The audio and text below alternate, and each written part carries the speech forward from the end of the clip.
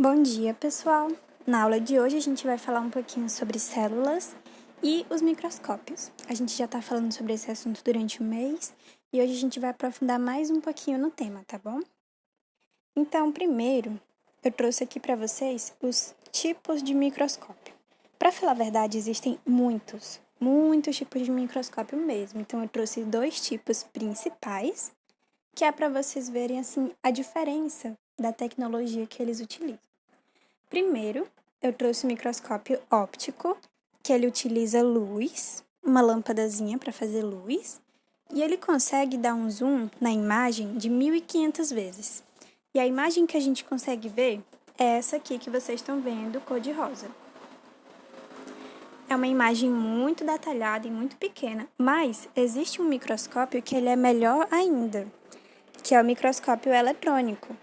Ele já consegue aumentar, não é 1,5 mil vezes, 1.500, como o óptico, mas é 500 mil vezes, é muito maior do que o óptico.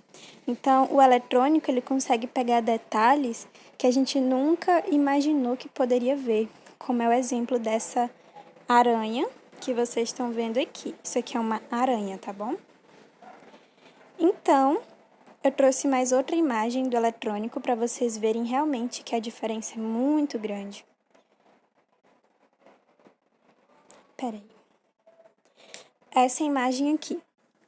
Isso é uma imagem que foi obtida de um microscópio eletrônico. Ele deu um zoom tão grande que a gente conseguiu ver detalhadamente cada célula. Tudo isso que vocês estão vendo na imagem são células. E a gente não consegue ver elas sem a ajuda do microscópio. Então a gente tem que dar um zoom de 500 mil vezes, de tão pequeno que elas são. Geralmente, se a escola tiver acesso ao microscópio, ou até uma universidade, caso vocês possam visitar uma, não vai ser um desse tipo. Vai ser um microscópio óptico, que é o mais simples. E apesar dele ser mais simples, ele não é barato não. Ele é muito caro. Mas o eletrônico é mais caro ainda. Só para vocês terem uma noção da tecnologia que é utilizada. E aí, o que aqui diz a teoria celular? A gente está estudando célula, então vamos estudar umas regrinhas que as células têm.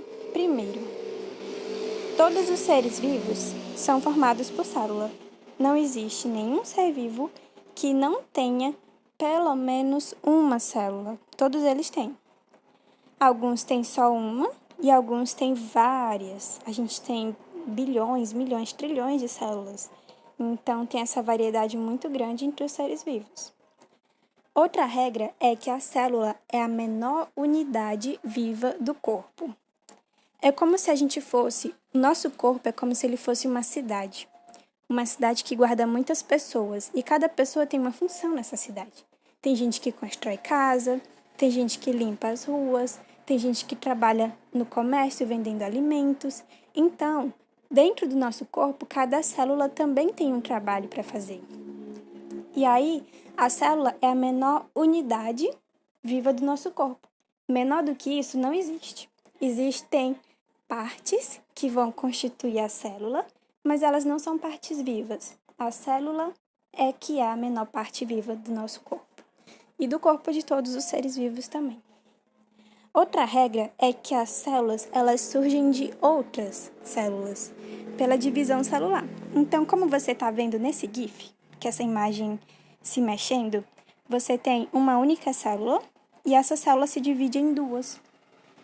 Isso acontece com todas as células do nosso corpo, todas as células dos animais, das plantas, elas se multiplicam dessa forma. E aí, a partir de uma, você pode ter milhares, porque elas vão se dividindo até o infinito. E as células, elas têm algumas partes importantes. Vocês lembram que eu falei que no citoplasma da célula tem as organelas?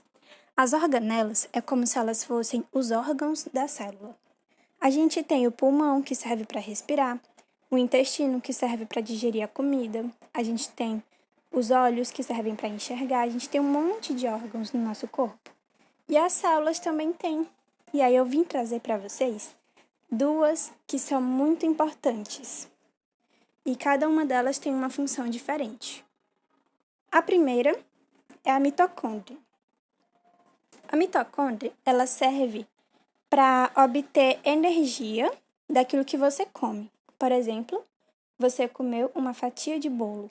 Como é que essa fatia de bolo vai ser transformada em energia para o seu corpo?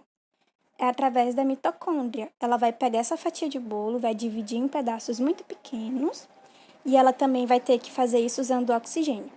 Quem não sabe, o oxigênio é um gás que a gente respira. É um gás que está no ar. A gente respira ele.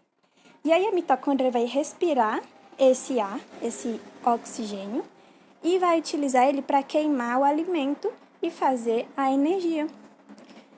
E essa coisinha rosa na imagem aqui é a mitocôndria, se a gente pudesse dar um zoom bem grande nela, por exemplo, usando um microscópio.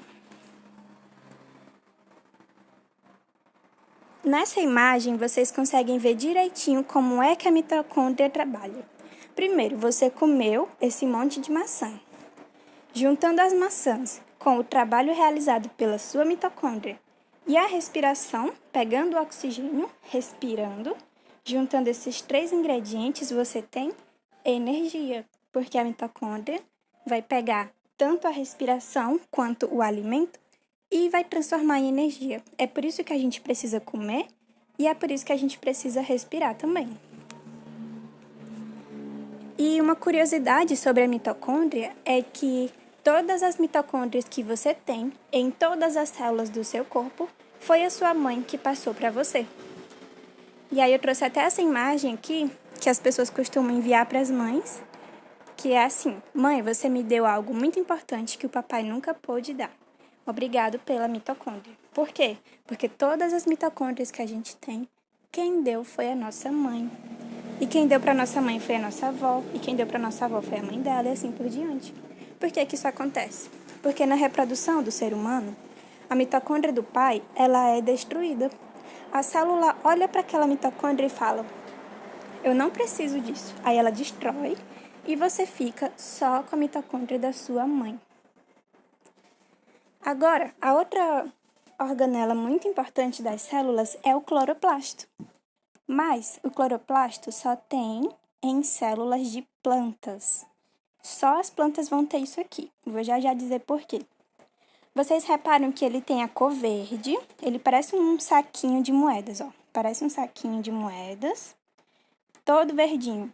E ele ajuda as plantas a pegar a luz do sol e transformar em alimento sozinhas. O nome desse processo é fotossíntese. Talvez vocês não tenham ouvido falar dele ainda, mas eu vou explicar. Primeiro, eu quero que vocês olhem para essa imagem aqui e vejam um cloroplasto de verdade, visto do microscópio. Aqui é uma imagem feita para a internet e aqui é uma imagem real. Vejam como ele é bem bonitinho e verde. E só as plantas têm isso. É por isso que as plantas são verdes, porque elas têm isso aqui. Mas o que é fotossíntese? Lembra, de onde é que você tira a sua energia? E o seu alimento, de onde é? Você come carne, talvez você coma peixe também, você come frutas e às vezes até um pedaço de bolo, né? Tudo isso ajuda você a ter energia, é o seu alimento. Mas e as plantas? Vocês já viram a planta comer carne ou comer bolo? Não, ela não faz isso. A planta, ela é um ser muito independente. Isso significa que ela faz a própria comida dela.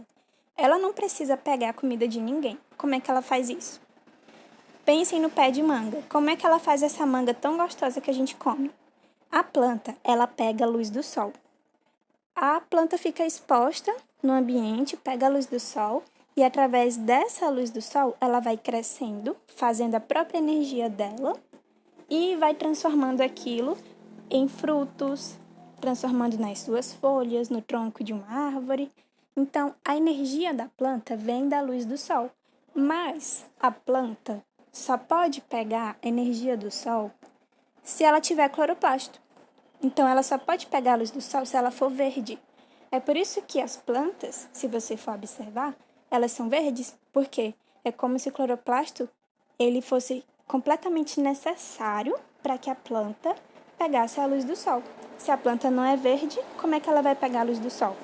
Então, é para isso que serve o cloroplasto, para ajudar ela a fazer o seu próprio alimento. E o DNA? Vocês lembram que de vez em quando nesse capítulo a gente fala de DNA, informação genética, informação que veio dos pais, mas o que é isso?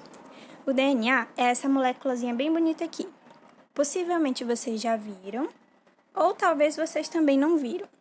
Essa molécula, ela é bem pequena, ela fica dentro da célula. Todas as células têm o seu DNA. Mas para que serve o DNA? Lembra daquela história de quando a mãe quer saber se o filho é do seu João ou do seu Francisco, aí vai fazer o teste de DNA, que é para saber qual dos dois é o pai do filho. O teste de DNA, ele vai comparar a informação que o Francisco tem, a informação que o João tem e a informação que a criança tem. A informação que for mais parecida, então é o pai. Se a criança tiver informação muito parecida com a do seu João, então o seu João é o pai da criança. Aí os cientistas pegam esse DNA para comparar. É uma lista bem grande de informações. É uma lista que vai dizer se você vai ter o cabelo loiro ou moreno, se seu cabelo vai ser liso ou cacheado, se você vai ser alto ou baixo. Então o DNA, ele é as características que você herdou do pai e da mãe. Aí essas características, elas vão dizer como você vai ser, como o seu corpo vai funcionar, se seu corpo vai desenvolver alguma doença, se o seu corpo vai funcionar até uma certa idade, se ele vai morrer antes. Então, o DNA, ele fica dentro do núcleo da célula, que é a parte mais importante. Lembra que o núcleo é o centro de operações principal da célula? É ele que manda em tudo? Para ele mandar em tudo, ele tem que ter o DNA, que é para ele saber exatamente como que o corpo vai funcionar. O núcleo vai dizer como você vai ser e como você vai funcionar. E essa era a parte de hoje. Vamos relembrar o que foi que eu disse na aula de hoje. Primeiro eu falei para vocês os tipos de microscópio. Falei qual que aumenta um pouquinho, qual que aumenta muito mais, que é o eletrônico. Mostrei a imagem do eletrônico, falei que ele é muito caro. Falei da teoria celular, ela tem essas 3 regrinhas, vocês têm que saber essas regras.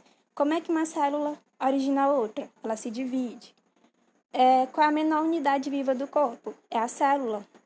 Todos os seres vivos são formados por células? Sim, pelo menos uma. Pelo menos uma célula ele tem que ter. E eu falei para vocês das organelas. Falei sobre 2 organelas principais, que são quem? Mitocôndria e cloroplasto. E eu falei que cada uma tem uma função, como se fosse um órgão do nosso corpo. Que a mitocôndria, ela serve para quê?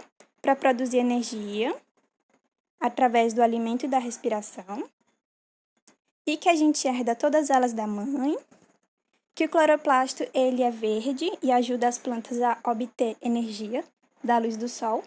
Todas as plantas, elas que quiserem pegar a luz do sol, elas têm que ter isso aqui.